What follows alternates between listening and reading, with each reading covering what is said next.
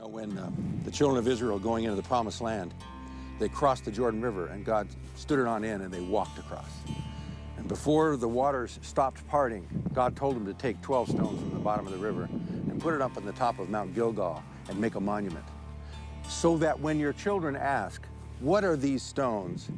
you'll be able to tell them, "This is where God parted the sea." And that's what the pilgrims left us. They left us a monument that not only gives tribute to what was accomplished here, but it gives us a specific strategy, a breakout of a blueprint of if we would ever forget what made America great, what made us free, we can go back and follow that strategy, and it's right up on a hill a half-mile from here.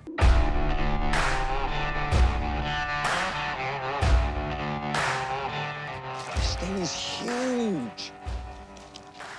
It's 180 tons of solid granite. It's the largest granite monument in America, and it's hidden on a hilltop overlooking Plymouth in a residential neighborhood. I've never heard of this. Hardly anybody in America knows about it, and yet the people of America put this together over a 70-year period, paid for by the Congress, paid for by the state legislature in Massachusetts, as a strategy laid out. We call it the Matrix of Liberty, that was given to us by the forefathers, by the pilgrims.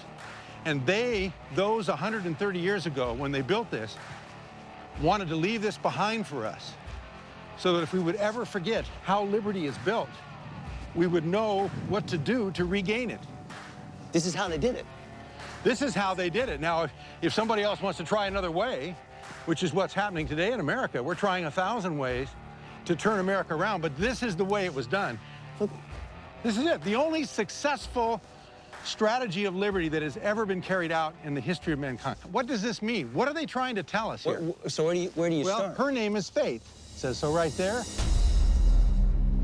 And she is pointing her finger to heaven. Why? For God is. For God is, because her faith is in the God of the Bible, in Jesus Christ. They knew that the only faith that could bring true liberty was a faith in the one true God and his Bible. And you see a Bible there, an open Bible. It's a Geneva Bible. The pages are opened up, which meant that they read it. And as they read it, and as they had faith in God, he gave them wisdom. That's why you see the star on her forehead. She's given wisdom to know how to live in this world. And all of the rest of these statues, each one weighing almost 20 tons, is tied to faith, because without faith, it falls apart. Where do we go from there? From here, you need to go to character or morality, and you'll notice... Because that's the internal liberty. That is the internal liberty, which is the beginning of all freedom. She is called morality. Notice that she has no eyes. That is on purpose, because she's looking internal character, the transformation of the heart first, and then that brings external transformation. And notice that she has the 10 Commandments in her left hand and the scroll of Revelation in the right. What would that signify? The Bible. Exactly. That if you want to have morality, there has to be a standard, and more than that, there has to be an internal transformation. This is speaking of the need to internalize and allow God to change our hearts and our minds first. Because in England, you had top-down morality imposed on people. Do this, do that. You're moralizing people, but you're saying their morality started in the heart. In the heart. It had to be changed here. They realized inside. Just because you said you were a member of a church, like the Church of England, didn't make you a Christian. Okay, what's next? What's next is, and you see the development of it, if you want to have a free civilization, you need to have a civil authority or civil law that will give a base for that freedom. In other words, you've got to have some degree of order in society. And that order, as you see here, is built upon law. The principles of God's law then are related into the civil law. So you have to start with faith. Faith in the true God, that produces the internal morality of the heart. You have a standard by which to judge what good and bad is, and then you create a moral system of law to have a basis for a free and just society. And then that gives you the freedom. Once you have a society that's built like this, now you have a civility in society. Now you can educate your children. here, they could train them. And you see the lady here in the statue of education, and she is opening the Word of God or the Book of Knowledge, and she has got the wreath of victory she's wearing, about a 25-year-old woman. She is educating her children, and she is sitting in victory. Why is she sitting in victory? Because she has trained her children up in the way they should go and prepared them so that the next generation that came after them would know the strategy of how to carry on the truth and carry on a free civilization. You know what I think is interesting is that they had just left England and left this top-down government system. So when they got here, their idea of education wasn't send your kids off to a government school to educate them. It was the parents' responsibility to do this, particularly because their worldview was different than the government's worldview, which would have been, no, you're a nobody, you're a slave, you just lay down on your back and do whatever the king says, which is sort of the attitude that we get in most governments today, is that you just do whatever the government says, whereas they're saying, no, it's our responsibility as parents to educate our kids and to teach them faith and internal morality and to understand the importance of fair, just, and merciful law.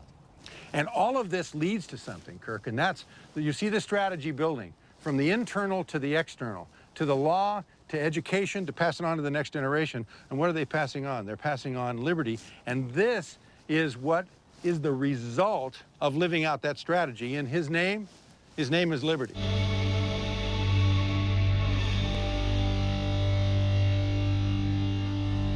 We call him Liberty Man.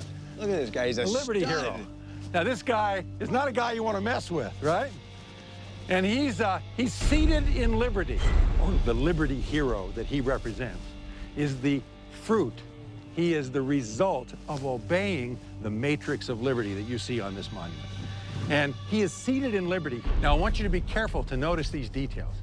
Notice that he's holding broken chains in his left hand. Notice that he has, where the chains were, bound to his legs. Notice that he is now seated in liberty.